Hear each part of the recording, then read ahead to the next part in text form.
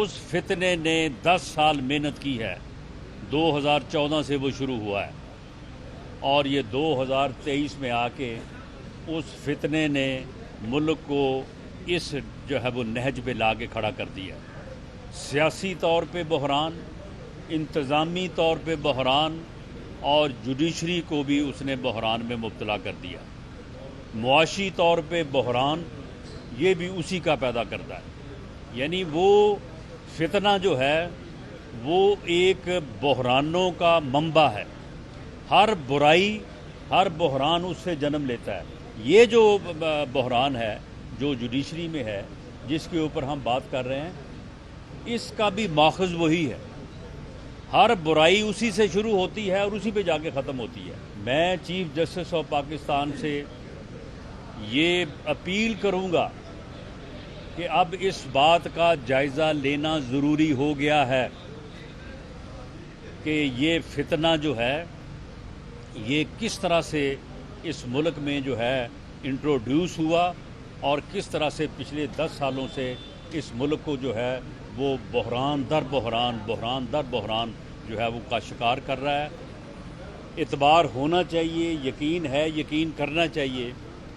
उन्होंने अपने इख्तलाफी नोट में जो बातें लिखी हैं वो इंतहाई अफसोसनाक इस हवाले से नहीं कि ये उन्होंने इख्तलाफी नोट दिया है, अफसोसनाक इस हवाले से कि अगर इंसाफ के आला तरीन मनसब के ऊपर बैठे लोग जो हैं वो इन रवैयों का इजहार करेंगे जो रवैया उन्होंने उसमें बयान किया है कि फ़ैसला लिखते वक्त मुझसे मुशावरत नहीं की गई, मेरी राय ही नहीं ली गई और फ़ैसला जो है वो तहरीर कर दिया गया। ये इंतहाई जो है वो अफसोसनाक बात है। ये एक कौमी साने से कम ये बात नहीं है। ये आज पूरी कौम को, और मैं समझता हूँ कि हमारी जो बार्स हैं, जो बार्स की मुंतखब लीडरशिप है, ये उनके लिए सबसे पहले ये एक अलमिया है कि ये बात जो है वो सामने आई है।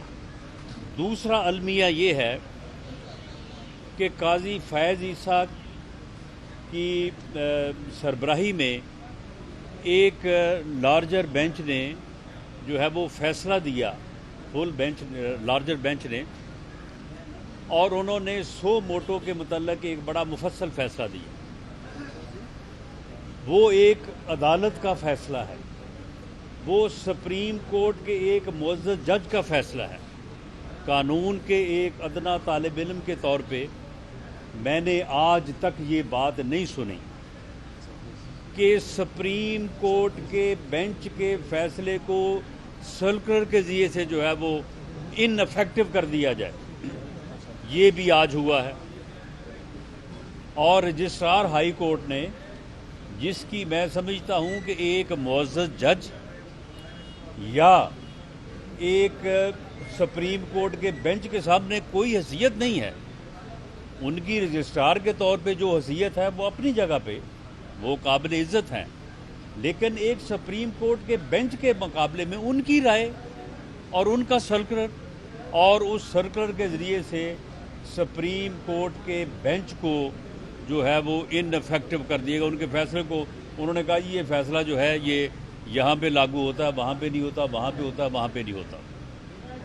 इसी तरह से जबकि वो फैसला जो है वो फील्ड होल्ड कर रहा है, सुप्रीम कोर्ट के उस बेंच का फैसला जो काजी फैज़ ईसा की सरबराही में कायम था, उसने जो फैसला सुनाया है वो फैसला जब तक उससे बड़ा बेंच या वो फैसला चैलेंज नहीं होता। नाज़रीन, मज़ीद खबरों के लिए हमारे चैनल को सब्सक्राइब करें और बेल आइकन को प्रेस करें ताकि हर नई आने वाली वीडियो आपको आसानी से मिल सके।